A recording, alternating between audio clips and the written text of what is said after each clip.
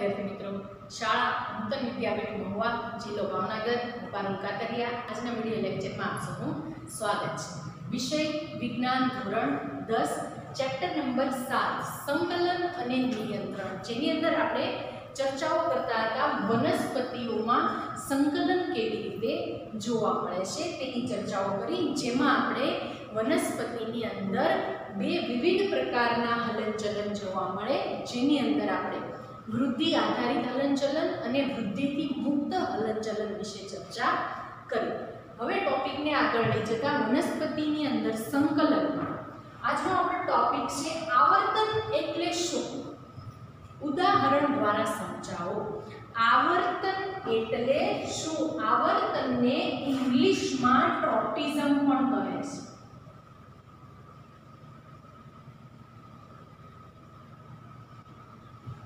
तो ट्रोपिज्म एटले शुं अथवा तो आवर्तन एटले शुं, एनो अर्थ शुं थाय एना उदाहरण द्वारा आज आपणे एने समजवानो छे। तो सौ प्रथम आपणे जोईए आवर्तन एटले शुं।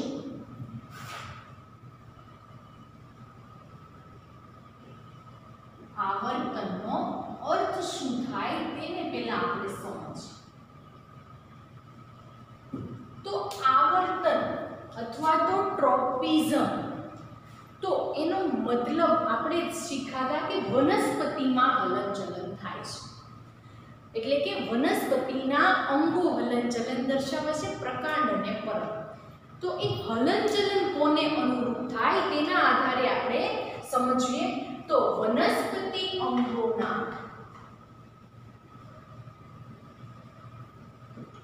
अंगोमां थतुं हलनचलन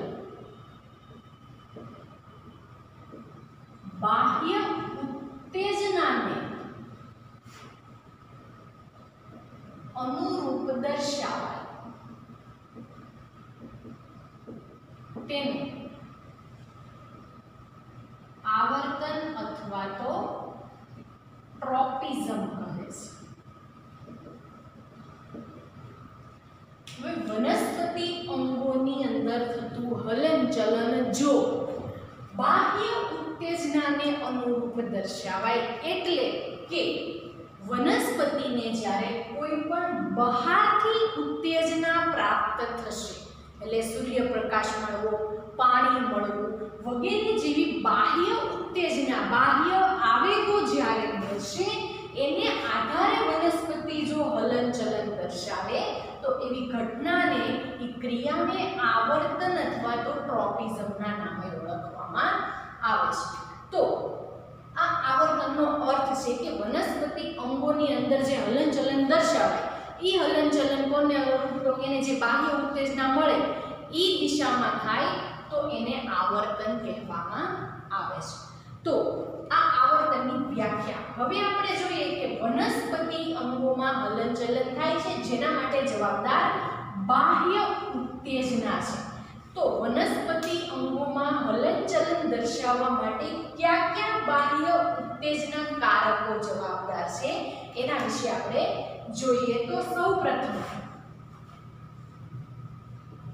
उत्तेजना प्रेरता परिबळो क्या-क्या છે, એવા क्या परिबळो છે કે જેના કારણે વનસ્પતિની અંદર અંગોમાં હલનચલન દર્શાવાય છે।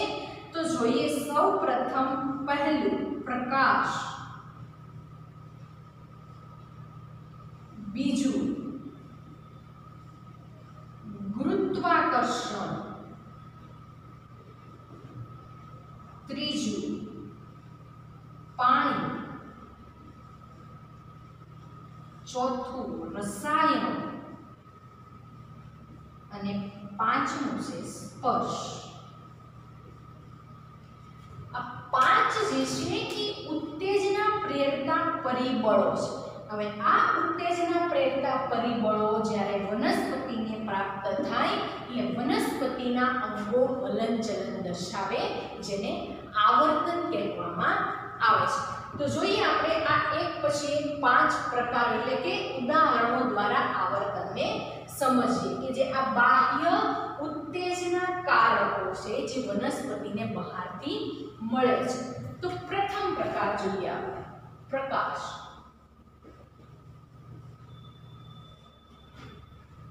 એને કહેવામાં આવે છે પ્રકાશાનું વર્તન. આપણો પ્રથમ પ્રકાશ.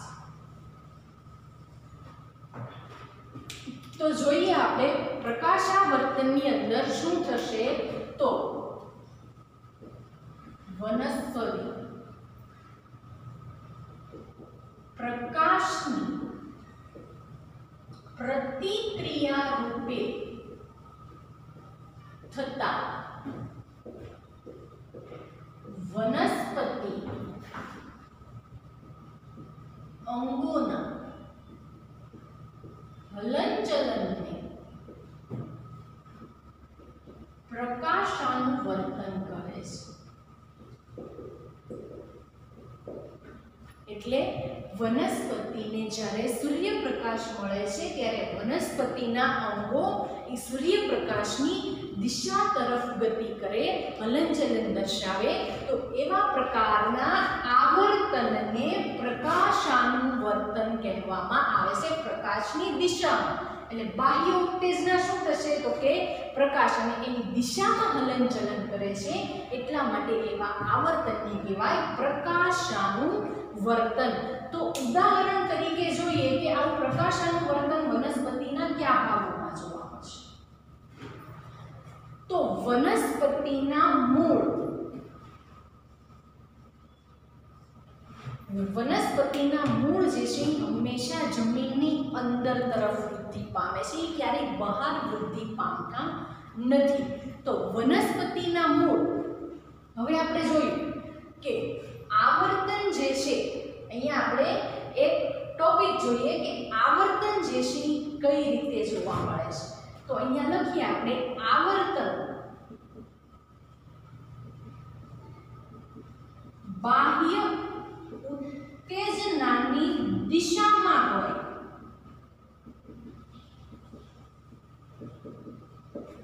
એટલે કે વનસ્પતિ અંગોનું હલનચલન બાહ્ય ઉત્તેજનાની દિશામાં થતું હોય તો તેને ધન આવર્તન કહે છે. અને વનસ્પતિ અંગોનું હલનચલન બાહ્ય ઉત્તેજનાની વિરુદ્ધ થતું હોય તો તેવા આવર્તનને ઋણ આવર્તન કહે છે. તેવા આવર્તનને કેવું કહેવાય? ઋણ આવર્તન. તો હવે આપણને અહીંયા વધારે ખ્યાલ આવશે કે વનસ્પતિના મૂળ છે એ જમીનની અંદર વૃદ્ધિ પામે છે, પ્રકાશની દિશામાં વૃદ્ધિ પામતા નથી. તો બાહ્ય ઉત્તેજના તરીકે પ્રકાશ છે, તો બાહ્ય ઉત્તેજનાની વિરુદ્ધ જો હલનચલન થાય તો એવા આવર્તનને કેવું કહેવાય? ઋણ આવર્તન. તો વનસ્પતિના મૂળ કેવું આવર્તન દર્શાવશે તો કે ઋણ. પણ તો કેવું? પ્રકાશાનુવર્તન. તો વનસ્પતિના મૂળ ઋણ પ્રકાશાનુવર્તન દર્શાવશે. જ્યારે વનસ્પતિના પ્રકાંડ સૂર્યપ્રકાશની દિશા તરફ જે છે એ હલનચલન દર્શાવે છે, તો ઉત્તેજનાની દિશામાં, બાહ્ય ઉત્તેજનાની દિશામાં આવર્તન કરે તો એને કેવું કહેવાય? ધન આવર્તન કહેવામાં આવે છે. તો વનસ્પતિના પ્રકાંડ જે છે એ ધન પ્રકાશાનુવર્તન.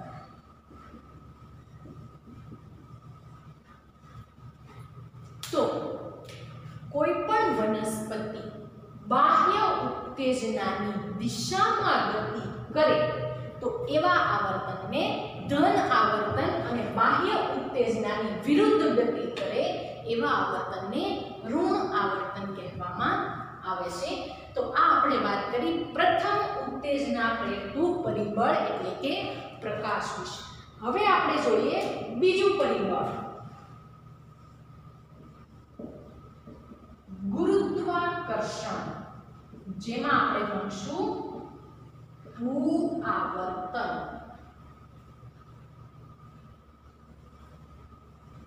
આપણો બીજો પ્રકાર.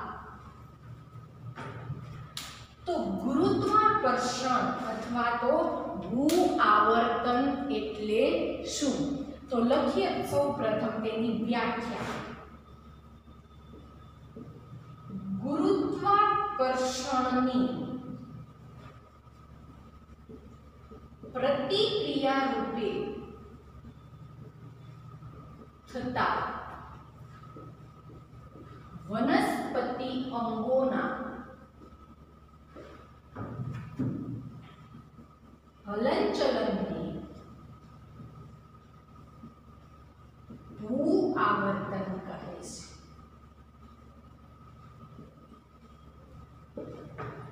એટલે ગુરુત્વાકર્ષણની દિશા તરફ જે છે એ વનસ્પતિ એટલે ગુરુત્વાકર્ષણની પ્રતિક્રિયા રૂપે વનસ્પતિના અંગો હલનચલન દર્શાવે તો એવા આવર્તનને ભૂ આવર્તન, જમીનની દિશા તરફ વનસ્પતિના ભાગો આવર્તન દર્શાવે એવા આવર્તનને ભૂ આવર્તન કહે છે. તો ઉદાહરણ તરીકે જોઈએ આપણે વનસ્પતિમાં મૂળ અને પ્રકાંડ જે છે એના ભાગો છે.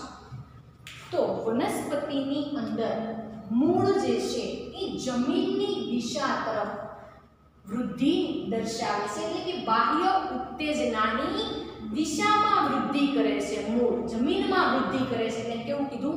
ભૂ આવર્તન. તો મૂળ હવે કેવું આવર્તન દર્શાવશે? ઋણ કે ધન? તો વનસ્પતિના મૂળ જે છે એ ધન ભૂ આવર્તન દર્શાવે છે. અહીં આપણે લખીએ મૂળ ધન ભૂ આવર્તન દર્શાવે છે. જ્યારે પ્રકાંડ જે છે એ સૂર્યપ્રકાશની દિશામાં ઉપર તરફ વૃદ્ધિ પામે છે એટલે પ્રકાંડ જમીનની અંદર વિકાસ પામતા નથી. વિકાસ વિરુદ્ધ દિશામાં, જમીનની વિરુદ્ધ દિશામાં વિકાસ પામે એટલે કેવું આવર્તન દર્શાવશે? ઋણ. તો પ્રકાંડ જે છે એ ઋણ ભૂ આવર્તન દર્શાવે છે. તો આ આપણે બીજો પ્રકાર વિશે વાત કરી, ગુરુત્વાકર્ષણ, જેમાં આપણે ભૂ આવર્તન. તો ગુરુત્વાકર્ષણની પ્રતિક્રિયા રૂપે વનસ્પતિના અંગો હલનચલન કરે તો તેને ભૂ આવર્તન કહેવાય. ઉદાહરણ તરીકે આપણે જોયું કે મૂળ ધન ભૂ આવર્તન દર્શાવે, જ્યારે પ્રકાંડ જે છે એ ઋણ ભૂ આવર્તન દર્શાવશે. તો હવે આપણે જોઈએ ત્રીજી ઉત્તેજનાનો પ્રકાર, પાણી.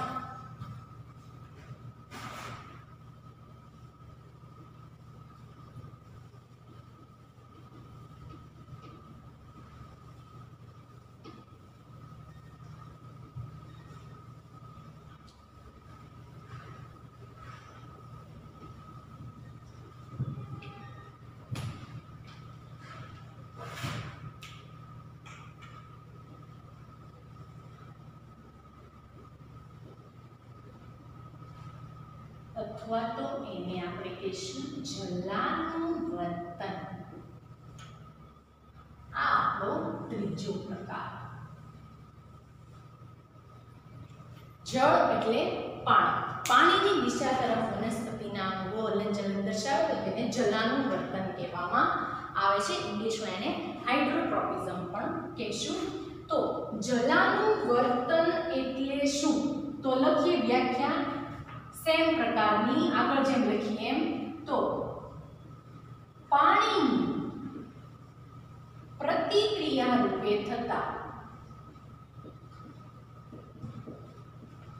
વનસ્પતિ અંગોના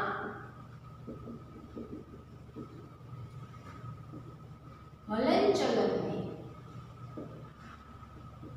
જલાનું વર્તન કહે છે. પાણીની પ્રતિક્રિયા એટલે કે જે દિશામાં પાણી હોય એ દિશામાં વનસ્પતિના અંગો હલનચલન કરી વૃદ્ધિ કરે તો એને જલાનું વર્તન કહેવામાં આવે છે. તો વિદ્યાર્થી મિત્રો, હવે આપણે ઉદાહરણ લખતા આવડે સૌથી સહેલા. તો વનસ્પતિના ભાગો મૂળ અને પ્રકાંડ. તો મૂળ કેવું આવર્તન દર્શાવે અને પ્રકાંડ કેવું આવર્તન દર્શાવે, પણ કેવું? જલાનું વર્તન. તો વનસ્પતિના મૂળ જમીનમાં હોય એટલે પાણી પણ ક્યાંથી મેળવે છે? તો કે જમીનમાંથી મેળવે છે કે જે દિશામાં પાણી હોય એ દિશામાં મૂળ જે છે એ આગળ વધશે. તો હવે વિદ્યાર્થી મિત્રો આપણને ખ્યાલ આવી જાય કે મૂળ કેવું આવર્તન દર્શાવશે, ઋણ કે ધન. તો મૂળ જે છે એ ધન જલાનું વર્તન દર્શાવશે. જલાનું વર્તન દર્શાવે છે, જ્યારે પ્રકાંડ જે છે એ પાણીની દિશા તરફ આગળ વધતું નથી, ઉપર તરફ વિકાસ પામશે. તો મૂળ ઋણ જલાનું વર્તન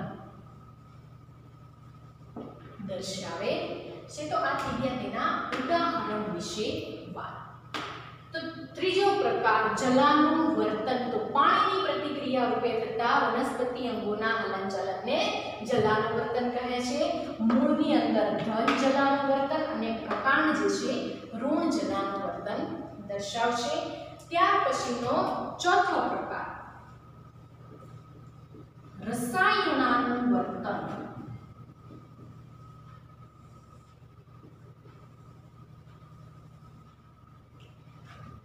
રસાયણાનું વર્તન એની અંદર ચોક્કસ રસાયણની પ્રતિક્રિયા રૂપે થતા વનસ્પતિ અંગોના હલનચલનને રસાયણાનું વર્તન કહે છે. એટલે ચોક્કસ પ્રકારના રસાયણની દિશામાં વનસ્પતિ અંગો હલનચલન કરે તો એવા આવર્તનને શું કહેવાય? રસાયણાનું વર્તન કહેવામાં આવે છે. ઉદાહરણ તરીકે જોઈએ, ફલનની ક્રિયામાં પરાગનલિકાની પરાગવાહિનીમાં અંડક સુધી ગતિ અથવા તો એની વૃદ્ધિ પણ કહેવાય. હવે આપણે ઉદાહરણને સમજીએ. શું કીધું? ફલનની ક્રિયા. કઈ ક્રિયામાં? ફલનની ક્રિયામાં વનસ્પતિ વિશે વાત થઈ રહી છે. ત્યારે આપણે આકૃતિ દ્વારા સમજીએ.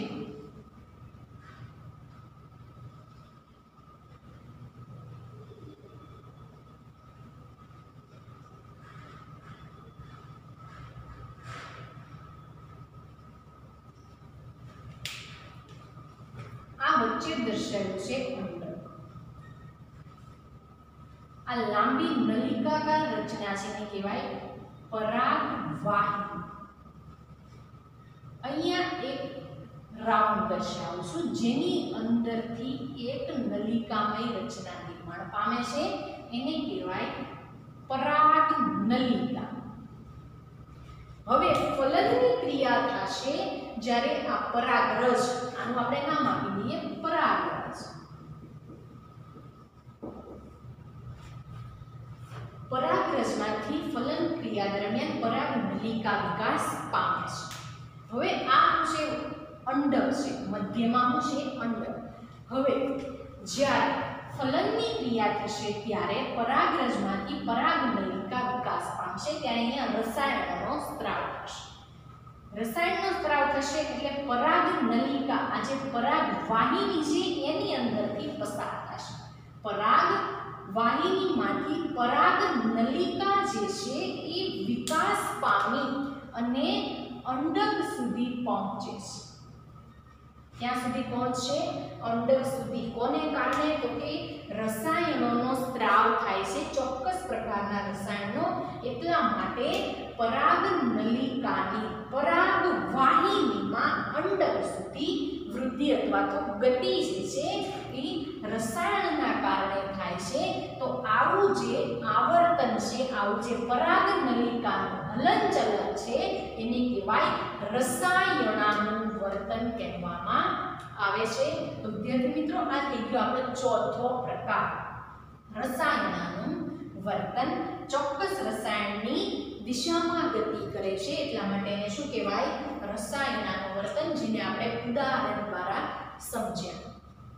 ત્યારબાદ આપણે છેલ્લો પ્રકાર જોઈએ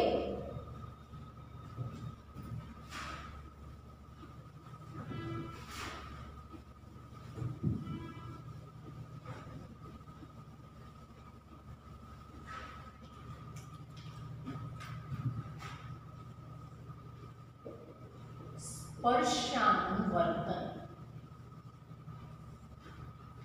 ચોથો પ્રકાર સ્પર્શાનુવર્તન એટલે કે કોઈ સ્પર્શ પ્રત્યેની સંવેદના। તો સ્પર્શ પ્રત્યેની પ્રતિક્રિયા રૂપે થતા વનસ્પતિ અંગોના હલનચલનને સ્પર્શાનુવર્તન કહે છે।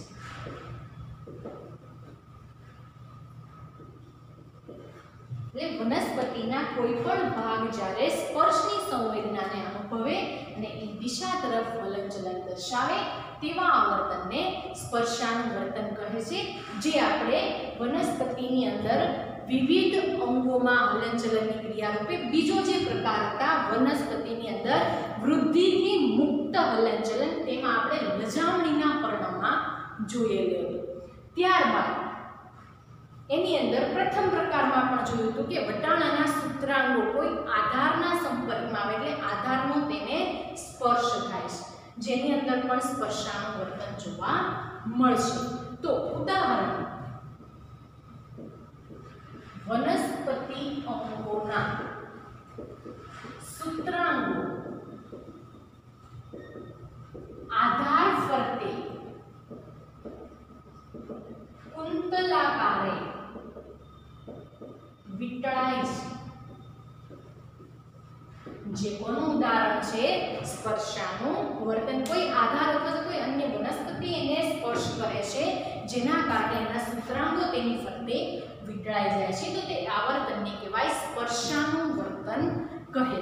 તો વિદ્યાર્થી મિત્રો, અહીં આપણે 5 પ્રકાર જે છે પૂર્ણ કર્યા, ઉદાહરણ દ્વારા સમજ્યા આવર્તનનો અર્થ અને આવર્તનના ઉદાહરણ, જેમાં આપણે પ્રકાશાનુવર્તન, ભૂઆવર્તન, જલાનુવર્તન, રસાયણાનુવર્તન અને સ્પર્શાનુવર્તન વિશે માહિતી મેળવી। આ એક આખો પ્રશ્ન તરીકે આપણે તેને ભણ્યા છીએ।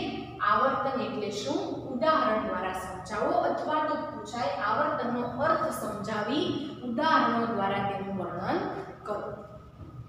તો અહીંયા આપણો આ પ્રશ્ન જે છે એ પૂર્ણ થાય છે। હવે આપણે અગત્યનો ટોપિક જે છે એ શીખી લઈએ, જેમાં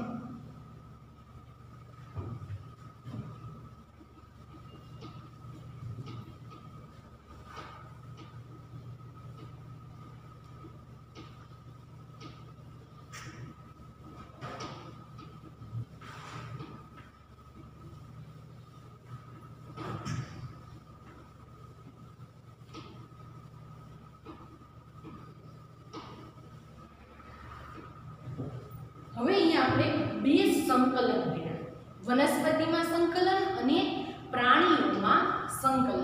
તો બંને વચ્ચે તફાવત શું છે તેના વિશે આપણે જોઈએ। તો આપણો નાનકડો એવો એક ટોપિક છે પ્રાણીઓમાં, લખીએ આપણે વનસ્પતિમાં સંકલન,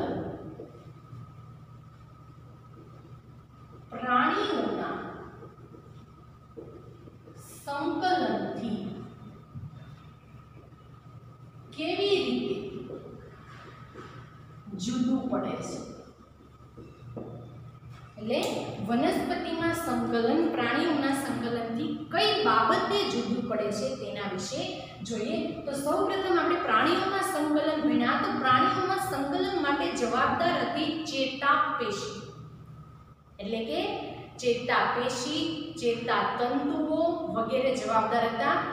ત્યારબાદ સ્નાયુઓ પણ જવાબદાર હતા કે જેની અંદર રહેલા વિશિષ્ટ પ્રોટીનની અંદર હલનચલન થતું, ફેરફાર થતો, એટલે સંકોચન વિસ્તરણ દર્શાવતા હતા, જે ચેતાતંત્રના ભાગો હતા।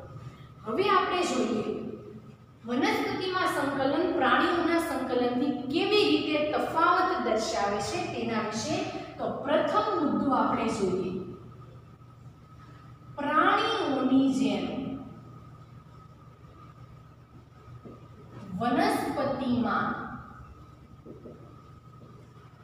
વિવિધ ક્રિયાઓના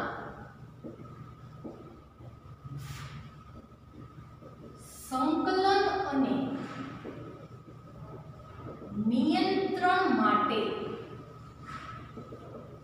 કોઈ ચેતાતંત્ર નથી.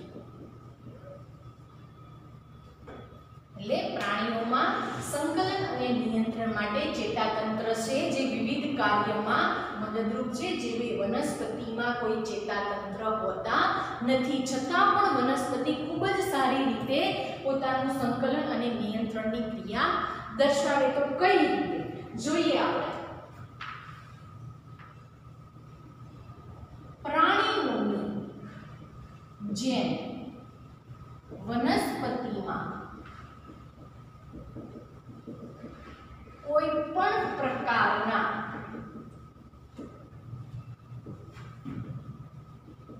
વિશિષ્ટ પ્રોટીન હોતા નથી.